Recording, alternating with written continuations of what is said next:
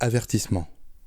C'est la première fois qu'on décide de tourner en plateau multicam, et comme on dit, la première crêpe c'est toujours celle qui a le micro en galère. Du coup, comme on déroge pas à la règle, le micro que portait Hélène s'est mystérieusement éteint au bout de 15 minutes d'enregistrement. C'est faux, je l'avais juste pas assez chargé. C'est pourquoi vous constaterez un changement de son à partir de ce moment-là sur les interventions d'Hélène. Désolé pour la gêne occasionnée, la prochaine crêpe sera sans doute meilleure. Bonne écoute! Ah, et post-scriptum, le thème d'aujourd'hui est vraiment dégueulasse, donc si vous avez des oreilles sensibles, n'hésitez pas à passer votre chemin. En vrai, quand tu y penses, ce Human Centipede, c'est pas si loin du Parrain.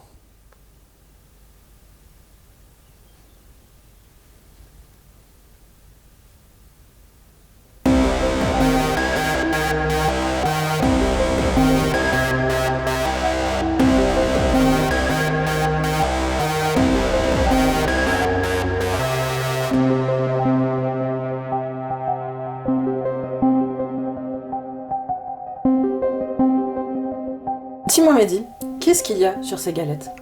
Eh ben Hélène, ce qu'il y a sur ces galettes, c'est The Human Centipede, la trilogie. Ce sont 3 films du Pays-Bas qui sont sortis en 2009, 2013 et 2015. 2011, il me semble, pour le second. 2011 pour le second. Et qui ont un concept assez particulier, mais je pense que la majorité d'entre vous savent de quoi ça parle. A priori, ça tombe sous le sens. Voilà.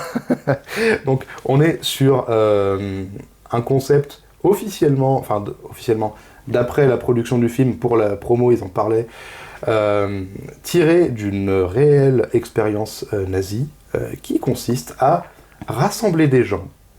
C'est beau dit comme ça. C'est très beau, très beau dit comme ça. C'est très très beau. Donc ça consiste à rassembler des gens anus à bouche, voilà, c'est un peu moins beau, afin de constituer un mille-pattes humain. Voilà, exactement. Et faire un seul tube digestif.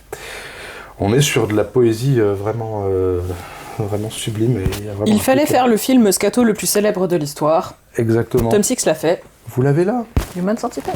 Vous l'avez là.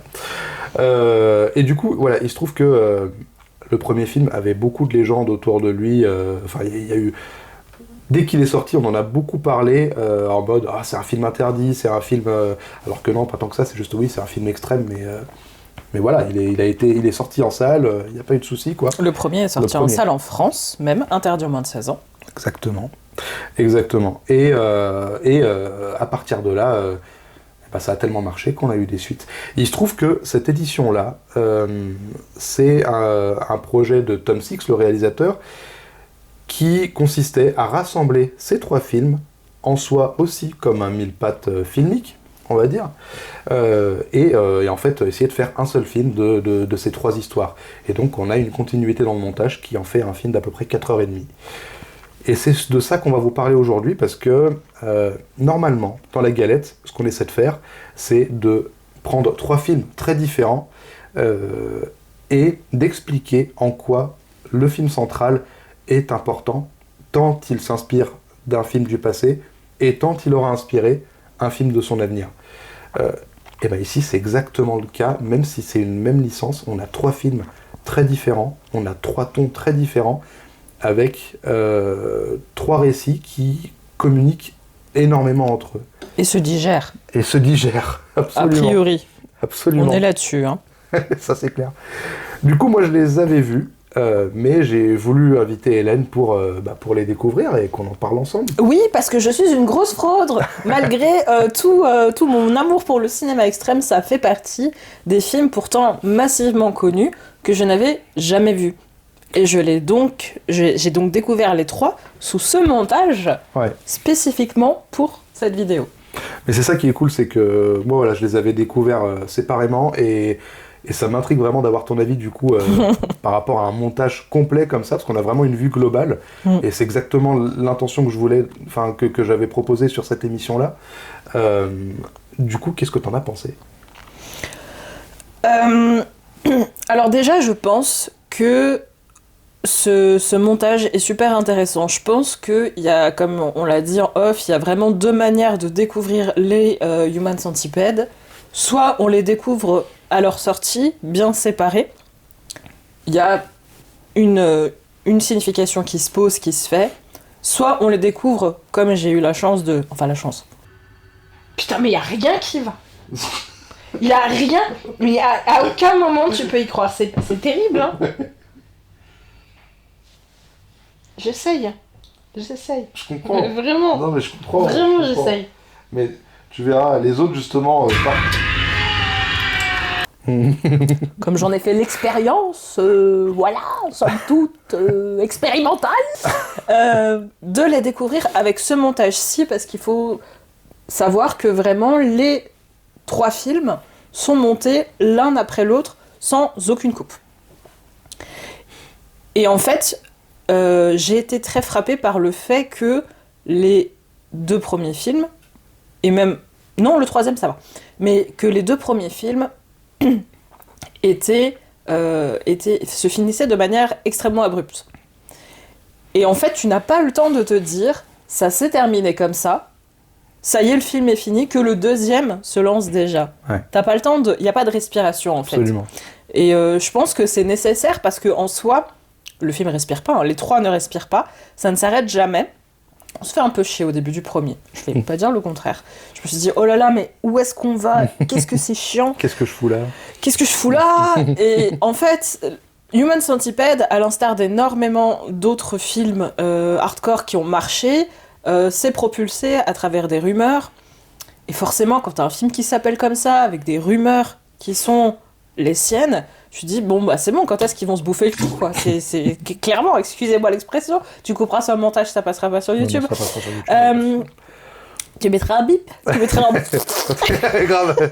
Quand est-ce qu'ils vont se bouffer le... Voilà, tu mettras ça. Merveilleux. Quand est-ce que va arriver le moment où il va y avoir ce mille-pas-tuement ? Ça met énormément de temps pour les 3 films à arriver. Et tu dis, c'est pas possible, il y a autre chose, il n'y a pas pu y avoir autant de bazar autour de ce film juste pour ça. Eh bien si. Ouais. Eh bien si. Et donc j'étais là, bon, et bah super, encore un film autour duquel il y a eu beaucoup de bruit pour rien. Alors, rien, c'est, excuse-moi le jeu de mots, beaucoup dire, Ouais. puisque il se passe effectivement un certain nombre de choses qui sont très graphiques. On a tout y passe, hein, tous les éléments de morale et d'amoralité possibles et imaginables y passent. Donc je les ai appréciés tous différemment. Le premier, au début, vraiment, je me disais, mais quand est-ce que ça va vraiment commencer ? Parce qu'il y a une ambiance qui se pose.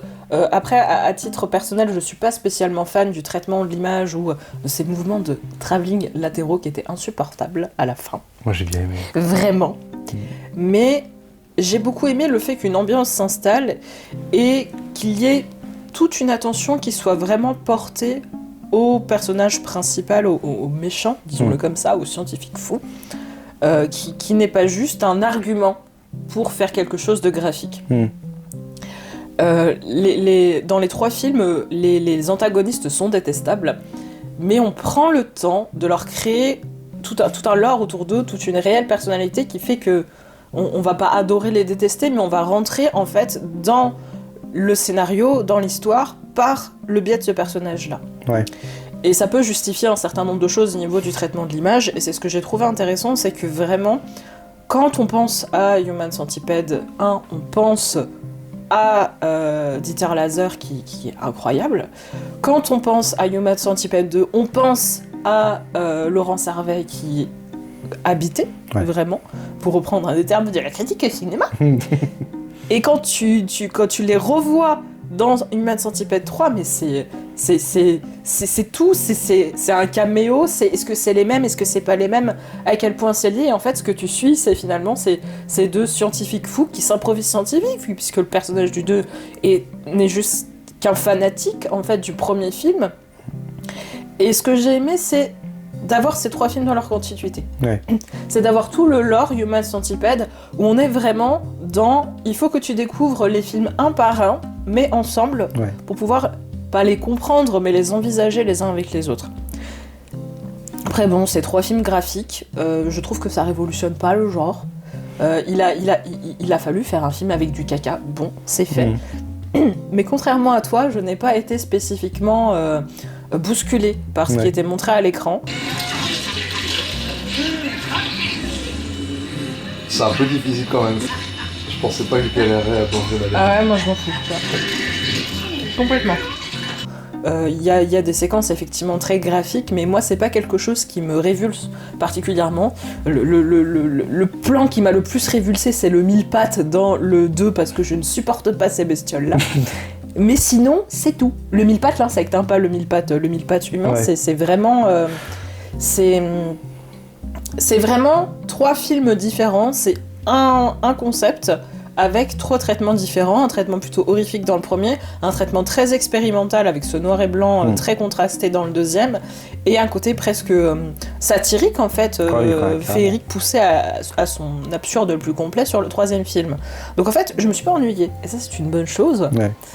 Faut les avoir vus, parce que ça a le mérite d'exister. Au-delà de toutes les rumeurs qu'on pose autour de ces films en mode c'est le plus dur jamais réalisé, non. Mais on va voir pourquoi. En fait, ouais, je suis plus ou moins d'accord avec tout ce que tu dis. Il y a juste cet aspect où, on est d'accord, il révolutionne pas le genre, ça c'est sûr et certain. Mais ce que j'aime dans ces films, c'est que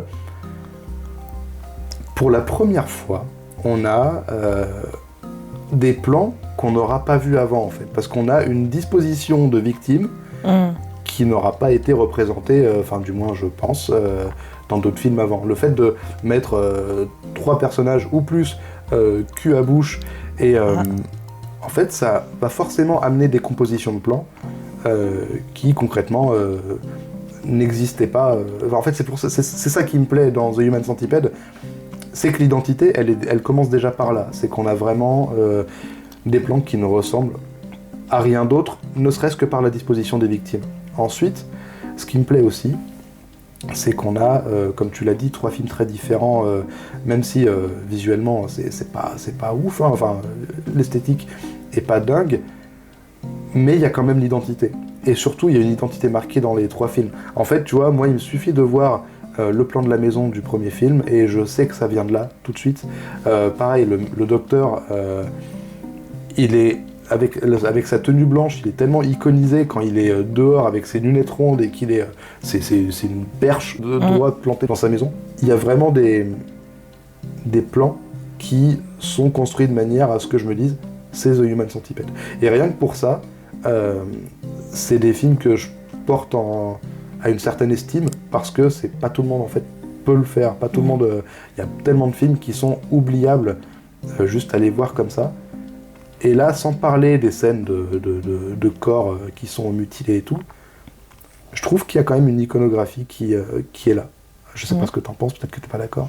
Mais je suis d'accord avec toi, dans le sens où c'est la première fois qu'on a fait ce type de démonstration en l'ayant intégré dans une histoire. Ouais. Parce que c'était déjà arrivé avant. C'était déjà arrivé avant, des expériences comme ça, on en a qui ont été plus ou moins distribuées dans les bas-fonds d'internet, vous irez voir, je ne recommande rien du tout, ça existait. D'accord. Mais ça, voilà. Mais ça fait partie, c'est vraiment comme tu dis, un film qui a créé une identité, on pourrait dire, si on veut vraiment pousser le truc, il a créé un genre, même si bon, il a un genre où il est tout seul, oui, c'est sûr. A priori, où on a essayé de créer une histoire à côté. Enfin, une histoire. On a essayé de mettre prétexte. Ça, voilà, dans un prétexte. Il y a une construction qui se fait. Il y a un schéma narratif qui est certes très basique, mais il y a un schéma narratif. Il y a un personnage qui a une stratégie, qui a une volonté, qui explique sa stratégie aux gens.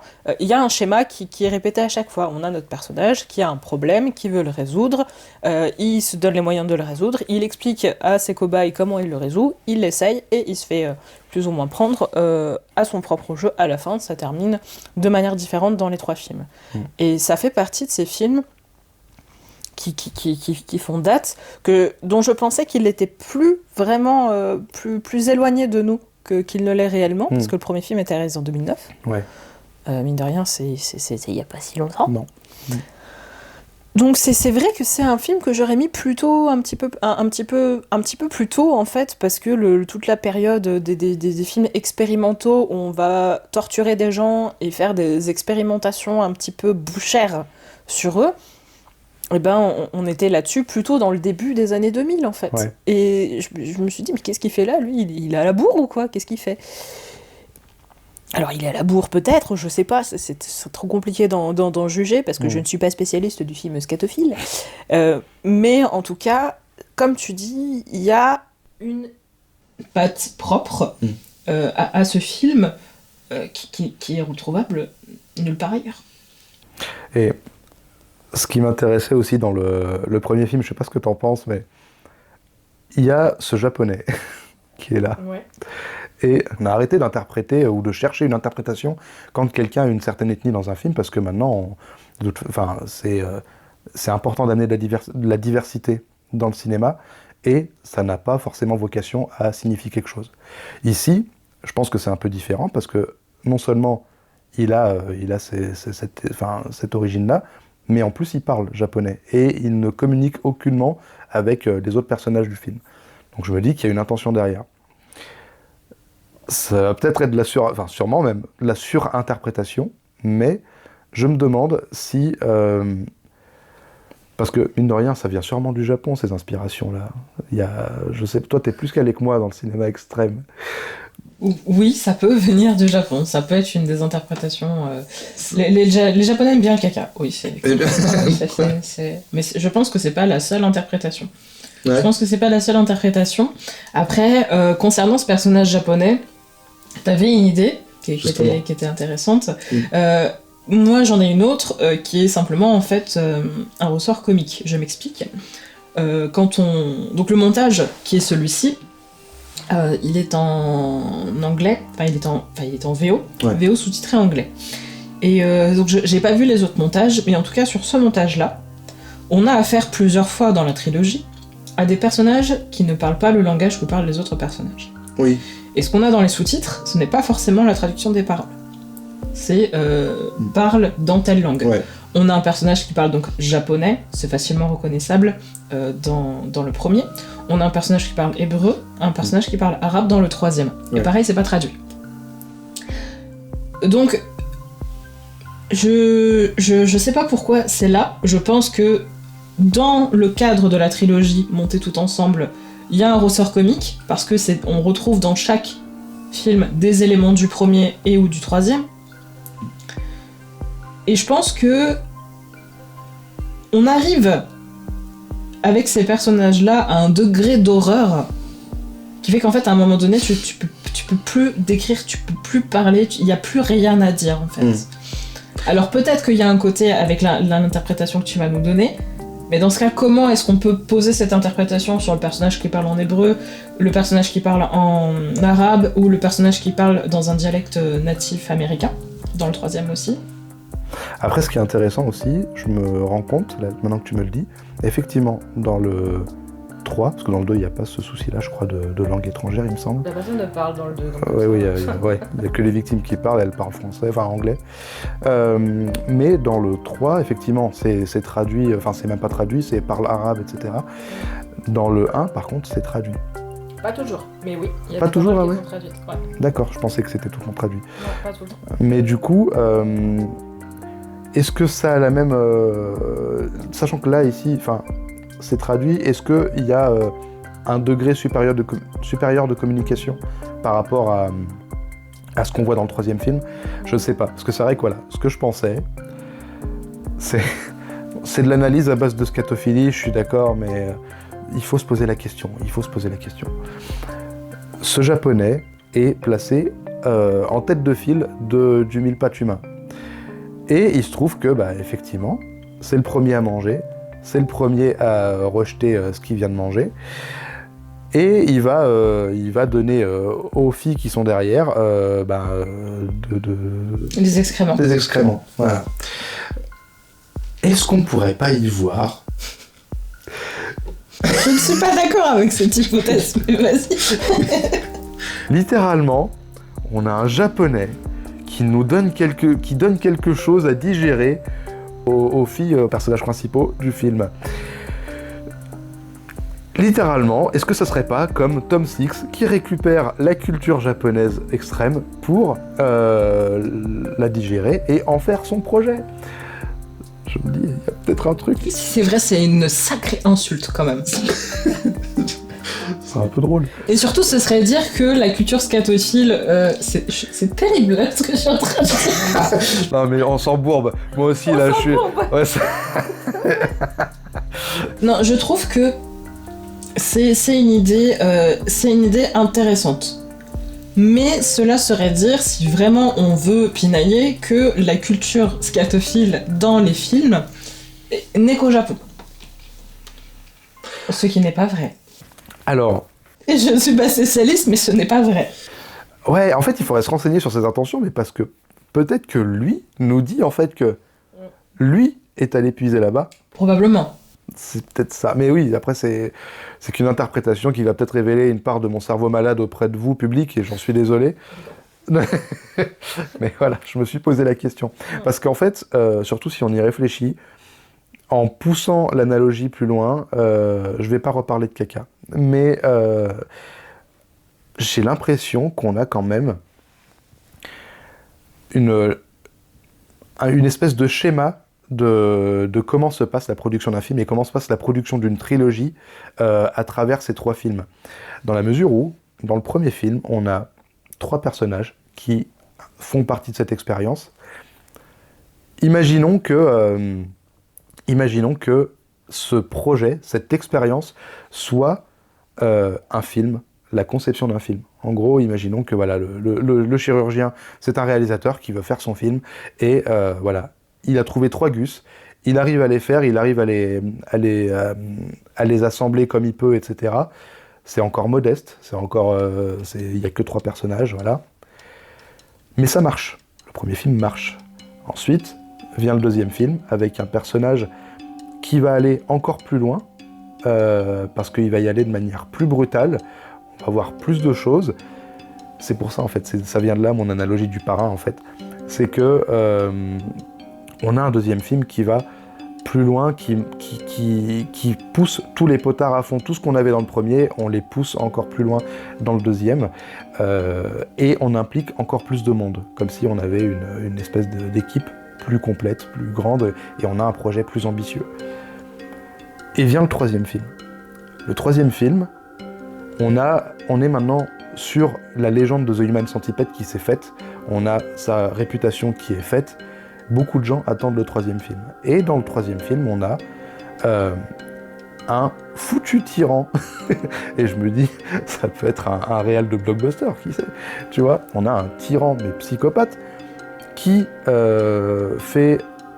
met en scène, qui intègre dans son projet énormément de monde, parce qu'on a tous les habitants d'une prison, tous les prisonniers d'une prison, pour en faire un mille-pattes gigantesque, mais on n'est pas plus extrême, on va pas plus loin dans la violence, et au contraire, on baisse les potards, parce que ici, c'est un blockbuster, il faut que ça plaise à plus de monde, et en fait, on a carrément Laurent Sarvet, le personnage de Laurent Sarvet, qui va dire par contre, on ne doit plus les mutiler. Non, c'est pas lui qui le dit. Je sais plus si c'est lui qui le dit. Si c'est lui qui le dit.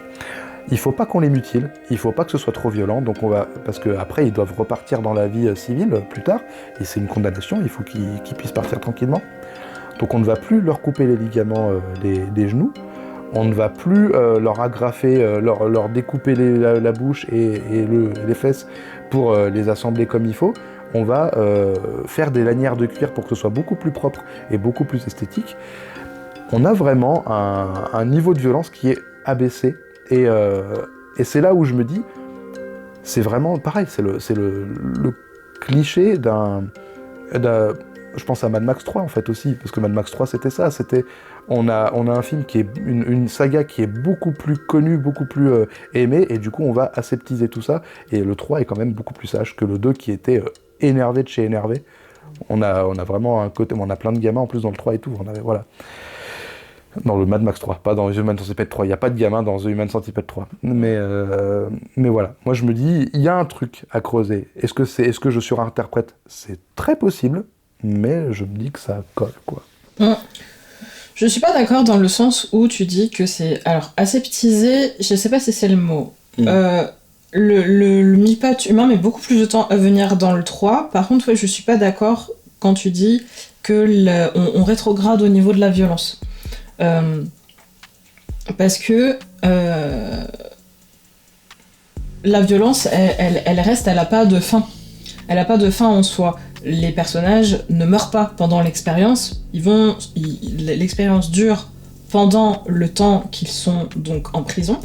Et quand ils terminent leur peine, on les enlève du mille-pattes et ils sortent. D'ailleurs, il y a un des personnages qui termine sa peine et qui sort avec effectivement juste des cicatrices au niveau des lèvres. Cependant, on a quand même des personnages qui ne vont pas avoir, entre guillemets, le luxe de mourir de ce traumatisme-là. Donc ils vont sortir de prison avec ce traumatisme-là. Ouais. Donc est-ce que c'est rétrogradé dans la violence ? Je ne suis pas sûre. Sachant que on a donc les résidents de la prison qui sont donc assemblés donc en mille pattes et qui en sont sortis une fois qu'ils ont terminé leur peine. Et on a les condamnés à perpétuité et à mort, qui sont considérés comme étant dans la même catégorie dans le film, ce qui pose une question quand même. Ouais. Et donc ces personnages n'ont pas du tout le même sort qui leur est réservé, puisqu'ils sont également assemblés, mais non seulement eux, il n'y a pas le but de les désassembler, mais on leur sectionne les bras et les jambes, pour faire donc une chenille humaine. Ce qui est très bizarre d'ailleurs, parce que du coup, il parle d'un centipède quand ils sont à quatre pattes, et il parle d'une chenille. Il parle d'une chenille, alors que ils peuvent juste ramper. Et je sais pas comment tu peux ramper comme ça. Donc il y a ce plan complètement absurde où ils passent devant. D'ailleurs, le plan il dure peut-être 2 secondes. Voilà, c'est les condamnés à mort. Eux, ils sont 5, 6, 7, je crois. Et voilà. Je trouve que c'est encore pire que de s'attarder là-dessus. Parce que tu te dis, punaise, mais ils deviennent quoi ces personnages après ? Il y en a un qui s'en sort. Donc, oui, dans le sens où ça doit toucher plus de monde, on est sur le fait de toucher plus de monde, le traitement de l'image est pas du tout pareil. Effectivement, aujourd'hui, un film qui est traité avec ces couleurs qui font quand même très féerie, pour ne pas citer un réalisateur en particulier, parce que je veux pas faire de comparaison abusive. Mais Comme moi. Pas forcément comme ça. Mais je ne vais pas en faire. Je sais que j'en fais beaucoup, mais là, non, faudrait faire plus de recherches pour faire cette comparaison-là. Mais très féerique, c'est très coloré, c'est très bonbon presque au début. C'est très farcesque. Un film comme celui-là, sur le papier, va attirer effectivement plus de personnes qu'un film qui est traité de manière en noir et blanc, de manière très expérimentale, non, c'est pas le mot, mais de manière très saturée, comme le deuxième. Y a des... Alors que, effectivement, dans le troisième, il y a des scènes de torture quand même, qui sont, somme toute, classiques dans les films d'horreur extrême. Mais par exemple, il y a une agression sexuelle qui est très longue dans le deuxième, et qui est seulement suggérée, enfin il y en a 2 dans le 3, qui sont, il y en a une qui est donc sur un personnage masculin et l'autre sur un personnage féminin, qui sont à mon avis beaucoup plus violentes, parce qu'elles sont juste suggérées, et on laisse l'esprit faire le travail. Alors que par exemple, dans le 2, effectivement, tu ne peux rien imaginer. Tu as le début de l'action, le milieu de l'action, la fin de l'action. Ma question, c'est que à la base, on partait sur le fait de faire une galette, étant donné qu'on part ici sur 3 films. Est-ce que ce film, qui est donc celui du milieu, le deuxième, à ton avis, vaut-il la peine d'être sauvé ? Est-ce que l'histoire du cinéma se serait passée différemment s'il n'y avait pas eu The Human Centipede ? Non, mais tout de suite, les questions comme ça, évidemment que non, est-ce qu'il mérite d'être sauvé ? Peut-être pas, mais n'empêche, en fait, mon problème, c'est que je pense que dans ses intentions, parce qu'il ne faut pas se leurrer, ce Human Centipede a pour but de choquer son public. Effectivement, toi, tu n'as pas été tant touché par le 2. Moi, pour le coup, ça a vraiment marché. Et déjà, je vais revenir sur ce que tu me disais juste avant aussi, par rapport à la violence. En fait, je suis d'accord. Concrètement, pour les personnages, c'est sans doute plus violent voilà. Il y a un niveau peut-être plus élevé de violence dans le 3 que dans le 2, dans la manière dont ils vivent ça. Parce que, voilà, c'est des gens qui vont être traumatisés à vie, puis il y a beaucoup plus de monde. Mais en fait, n'empêche, le 2, quand même, ils sont quand même mutilés, quoi. Oui, mais ils crèvent. C'est ça le truc, c'est qu'ils crèvent. C'est qu'ils crèvent. Mais en fait, voilà, moi, ce que je voulais dire, en fait, quand je parlais de violence, je voulais parler de violence à l'écran, en fait, dans la mesure où, comme tu l'as dit, tout est montré frontalement. Et on a déjà tout ce qu'on a dans les 3 films. Dans le 2, c'est là où c'est le plus détaillé visuellement et vraiment frontalement montré. Et en plus, on a du surplus. On a du bonus. On a des masturbations à coups de papier à poncer, quand même. Mais ça t'a traumatisé, ça. Oui, excuse-moi d'avoir eu tilt, en fait. Le truc, c'est que moi, j'arrive à me projeter. Moi, pas trop. Ça sera pas dans la vidéo, ça. Ce sera pas dans la vidéo. Il y a maman qui regarde, je veux pas lui... Non, mais ouais, effectivement, j'ai plus eu tendance à me projeter sur ce genre de mutilation-là. On a ça, on a aussi le coup du viol avec fil de barbelé, quand même. Ouais. On a des trucs... en fait, le problème, c'est pas tant... C'est vraiment la manière dont c'est représenté, tout est frontal et tout est texturé et tout est crasseux. Et c'est en ça que le film m'a profondément marqué, parce que ça avait rien à voir avec le premier. Parce qu'il faut savoir une chose aussi, c'est que toi, comme on l'a dit, toi tu les as enchaînés dans ce montage-là. Ouais. Moi je les ai découverts les uns après les autres au fur et à mesure de leur sortie. Le 1 un petit peu en retard, mais après je les ai suivis. Chaque n'est pas le même. Voilà. Et étant donné que j'avais été déçu du premier, justement, parce qu'on avait fait tout un pataquès. On avait dit que c'était un truc incroyable et qu'en fait, ça traîne en longueur, c'est pas dingue. Le 2, lui, dès le début, il te met de la violence dans la gueule. Et en fait, d'une part, il te met de la violence, et en plus, il te met de la crasse et ça sointe, et ça transpire, et c'est pour ça, voilà, comme tu le dis, effectivement, dans la démarche d'une galette, est-ce qu'il faut sauver le 2 ? Je ne sais pas. Mais ce que je sais, c'est que c'est un film qui communique énormément avec son aîné, parce que...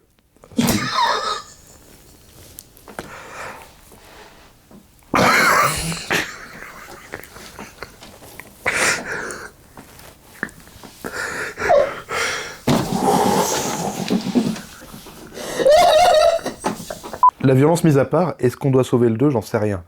Ce que je peux dire, par contre, et c'est pour ça que je trouve intéressant de le mettre dans ce format-là, c'est que c'est définitivement un film qui communique avec son prédécesseur et qui... On va couper, mais je reprendrai là, je vais pas... Je suis désolée. Est-ce qu'il faut sauver Human Centipede 2 ? Voilà, alors ça, j'en sais rien. Moi, ce qui m'intéressait à l'idée de le mettre dans ce format-là, c'est que, comme tous les autres films qu'on a abordés avant dans ce format-là, il s'agit effectivement d'un film qui communique avec son prédécesseur et qui va fortement inspirer le film qui arrivera après. Et c'est ça qui me fascine, c'est que ça fait quand même partie d'une seule et même saga.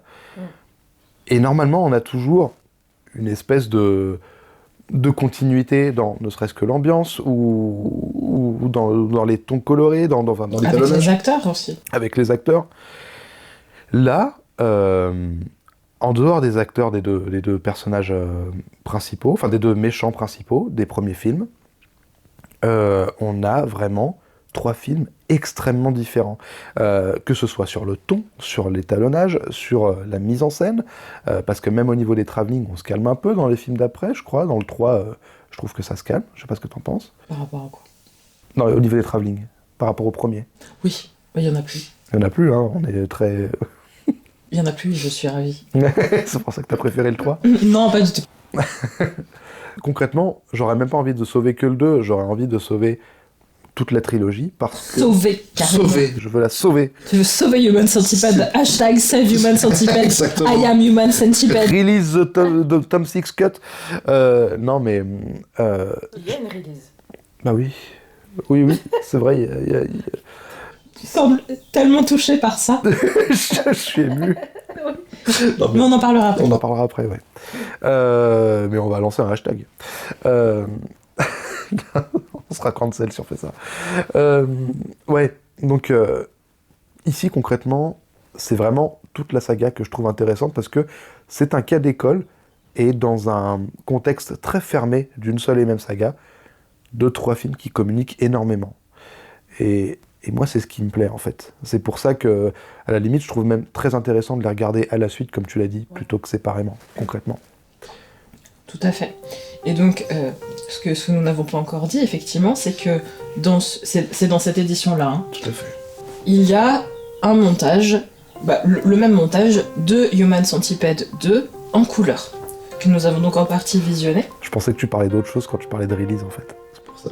Oui, en même temps, c'était pas tout à fait le mot. Ouais. C'est vrai que concrètement, ça fait un peu genre, ouais, le director's cut. Ouais. Je pense pas que Tom Six avait voulu le faire en couleur, le deuxième, Non. parce que ça n'a rien à voir, mais alors rien du tout, surtout quand t'as commencé par la version en noir et blanc. On sent que le film a été suréclairé pour pouvoir ensuite pousser les contrastes à l'étalonnage en noir et blanc. Et donc oui, il est présent dans l'autre édition, l'édition ils sont tous les trois. Et ça n'a effectivement rien à voir. Il y a un grain avec le noir et blanc qui rend les premières séquences du 2 extrêmement dérangeantes. Notamment celle dans l'appartement. On avait discuté en off. L'acteur est incroyable.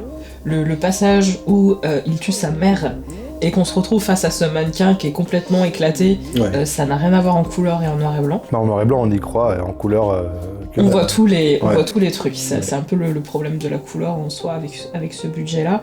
Et c'est vrai que c'est le gros avantage du noir et blanc, c'est qu'on peut faire paraître des choses extrêmement crades, granuleuses, avec un tas d'artifices qui ne passeraient pas en couleur. Et je trouve que c'est bien joué. C'est bien joué pour le deuxième. Carrément. Et il y a ça aussi qui est intéressant, justement. Tu sais, on en parlait de cette volonté de sortir de la diégèse de film en film. Ouais. Et du coup, dans le 2, c'est carrément... la démarche, elle est là, en fait. Le fait de passer en noir et blanc pour amener la dose de réalisme et en plus d'insister sur des éléments qu'on avait complètement occultés dans le film d'avant. Je pense, par exemple... En fait, c'est très classique de voir des dents, des dents arrachées à la pince, comme dans le premier film. Ouais. Et je trouve qu'on a quelque chose de plus viscéral et de plus douloureux dans le deuxième film, avec les coups de marteau qui permettent de casser les dents. Il y a vraiment ces deux démarches différentes. En vrai, c'est même que ce soit via cette action-là ou tout ce qui est fait à côté, tout ce qu'on peut comparer entre le 1 et le 2 va témoigner de la différence de traitement qu'on a entre les deux films. Et pour revenir à l'histoire de la diégèse, justement, c'est intéressant parce qu'en fait, ce qu'on n'a pas dit, c'est que de film en film, à chaque fois, on commence avec un personnage qui est en train de regarder le film d'avant. C'est vrai. Et on a quand même cette volonté de film en film de dire, avant c'était de la fiction, mais là on est dans la vraie vie, là. Et ça ramène encore une couche sur cette envie de choquer. On se dit, voilà, on n'est pas dans un film, c'est en train d'arriver. Par contre, ce qui est particulier, je m'en rends compte en te le disant, c'est que pour le 3, on a ça aussi, mais tout le reste est cartoon. Oui. Et dans le premier film, c'est le cas aussi. Alors, il regarde pas un film, mais il regarde la précédente expérience, puisqu'il tient la photo de l'expérience qu'il a fait sur ses chiens. C'est vrai. Et au début, en fait, tu comprends pas trop ce qui se passe. Enfin, moi, j'étais là, ouais, regarde une photo avec des chiens, c'est cool. C'est un vieux montage photo filtre mal fait. Ouais. Ils sont les uns sur les autres, ils se sentent le cul.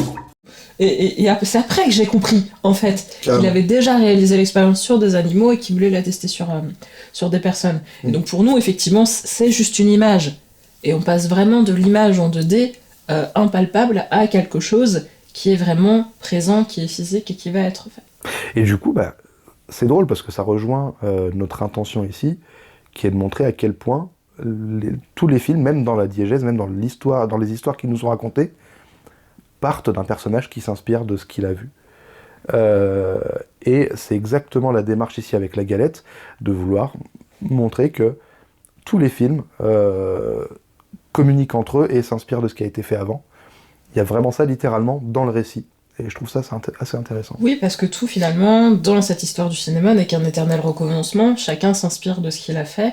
Et il faut que je vois le 3 tout seul, parce que le montage tel qu'on l'a vu, souviens-toi, le 3 se termine En boucle avec le premier, alors qu'on voit que donc le personnage de Dieter Laser se réveille dans sa chambre, ce qui laisse penser que le 3 est un rêve. Ouais. Que c'est quelque chose qu'il a vu, mais vu dans sa tête. C'est encore plus méta.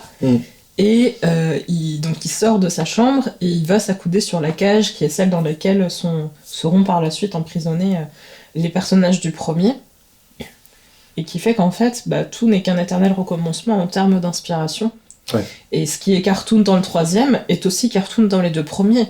Les dessins, les schémas, la manière dont il explique à ses victimes comment ça marche, c'est maternel. Mais en vrai, moi je peux l'encaisser dans le premier et le deuxième. Le deuxième, je sais plus, il fait la démo dans le deuxième, je me souviens plus. Il fait pas la démo, mais lui, c'est lui qui fait les dessins. Il fait ses croquis. Mais tu vois, dans le premier, je peux à la limite entendre que t'es un chirurgien qui veut expliquer avec des trucs basiques à ses victimes, je vais faire ça. Par contre, ça me fait mourir de rire, et ça en rajoute une couche dans le côté cartoon. Dans le troisième film, quand t'as un médecin qui regarde ces croquis-là, et qui dit « Ouais, non mais c'est médicalement accurate, ça pourrait le faire », alors qu'il regarde des schémas faits par un gamin de 10 ans, tu sais. Et il se dit, à partir de ces schémas, ouais, ça passe. Ça me fait grave. Mais on pourrait passer plusieurs heures, je pense, sur le côté satirique du troisième, parce qu'il y a énormément de messages... Pas cachés du tout, d'ailleurs. Non, on pourrait dire, ouais, message caché, métaphore, que dalle. On a l'hymne américaine qui tourne en boucle, en fond, tout le temps. Il n'y a pas de message caché, c'est très très satirique. C'est très très satirique. La seule happy end, c'est le gouverneur qui décide que finalement, accrocher des gens les uns aux autres, c'est bien pour réduire la violence et les coups. Carrément. Et très bien, faisons comme ça. Carrément. On aura vraiment survolé les trois films, on sera pas rentré en détail dedans, parce que déjà, il y aurait beaucoup plus de temps à passer dessus. Oui, pour les analyser en détail. Voilà. Même si on dit que c'est bébête, que c'est pas subtil et tout, il y a quand même beaucoup de choses dedans, et ne serait-ce que dans les interprétations des méchants, qui sont vraiment radicalement différentes d'un film à l'autre, et qui ont vraiment... le troisième, putain, mais il est insupportable. Moi, je peux pas... C'est mon préféré. Il gueule tout le temps. C'est insupportable. Moi, je pense à l'acteur. Je pense que c'est surtout pour ça que le troisième me plaît tant. C'est qu'on sort vraiment de leur personnage du premier et du deuxième. Ces acteurs, la première réflexion que je me suis fait en voyant Laurence Harvey dans le troisième, c'est purée, mais il parle. Cet homme a une voix. Cet homme parle, cet homme s'exprime, cet homme peut être drôle. Oh, mais cet homme parle. Ah oui. Mais il parle. Ils ont une palette d'émotions. Ce scientifique laconique qui perdure dans le premier devient un personnage poussé à plein volume, mais ça a dû être épuisant de tourner ce personnage. Je sais pas comment il a fait. Non, mais il y a plein de trucs avec un humour très grinçant. Il passe son temps à boire de l'alcool. L'alcool qu'il boit, c'est du cirrhosis. Enfin, c'est des trucs débiles. Il y a une actrice de film pour adultes qui se balade pour faire la secrétaire. Il y a une apparition de Tom Six. Enfin, c'est pas sérieux, et je pense que c'est pour ça que je l'aime bien. C'est que alors c'est un petit argument de dire j'aime bien ce film parce qu'il se prend pas au sérieux. En même temps, tu peux pas faire un film sur un mille-pattes humain et t'attendre à ce que les gens le prennent au sérieux. C'est d'ailleurs un des défauts des trois films en vrai, parce que comme tu l'as dit au début, les films prennent vraiment leur temps, le premier comme le deuxième. Et le troisième, c'est encore pire parce que le mille-pattes humain, il arrive vraiment à la toute fin, comme tu l'as dit. Et en fait, c'est clairement un aveu d'échec de la part de Tom Six. En fait, je me dis, il sait très bien qu'il peut pas faire durer 1h30 là-dessus. Mais non, c'est pas possible. Et du coup, il est obligé de meubler. On a carrément dans le premier une des victimes qui se fait remplacer pour justifier qu'on rajoute quelques scènes et qu'on ramène encore un autre mec derrière. Mais voilà, en tout cas, effectivement, comme on l'a dit, ce sont des films qui communiquent énormément, et je trouvais que c'était intéressant de parler de ça pour fêter nos 1 an. Parce que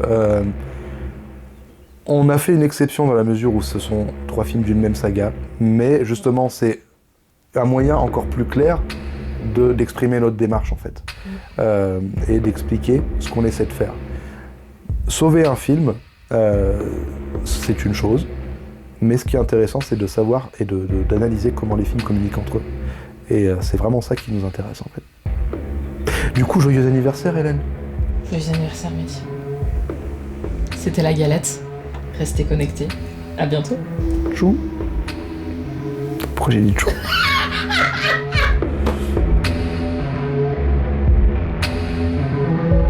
Est-ce qu'il faut sauver le 2? Je ne sais pas. Mais ce que je sais, c'est que c'est un film qui communique énormément avec son aîné parce que...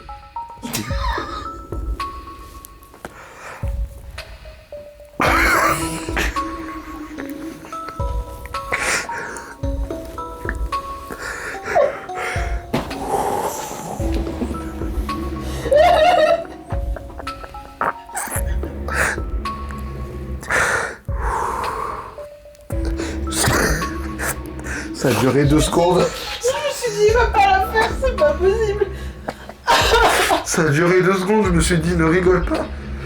Ne rigole pas, mais c'est pas drôle, c'est pas de l'humour d'adulte, ça. Ah putain. Ah la honte.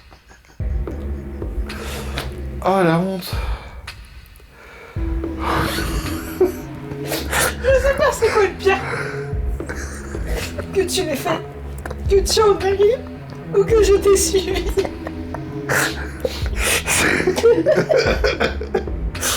Ah là là. Tu sais que ce fou, tu vas devoir le monter. Ouais, Parce que sinon, il va y avoir un fracas avec nos gars. ouais. Le fou. Ah, le fou. Ah, putain. Tu diras à son prédécesseur. Oh là là.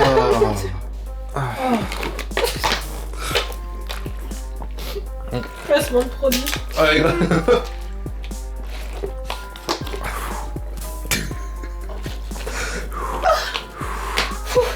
Ok.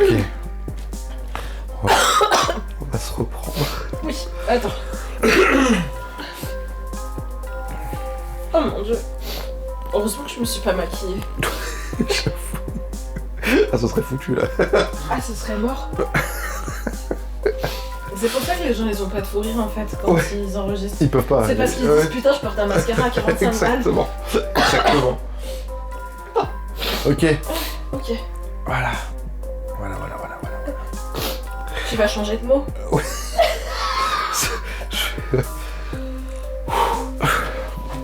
Ok. Oh mon dieu. Ça va? Ouais, Ouais. ouais. Allez, hein. Attends, je J'ai vais faim. essayer. Ouais, moi aussi un peu là. Allez, on termine, on va chez Megan, ok? Ouais, ça marche.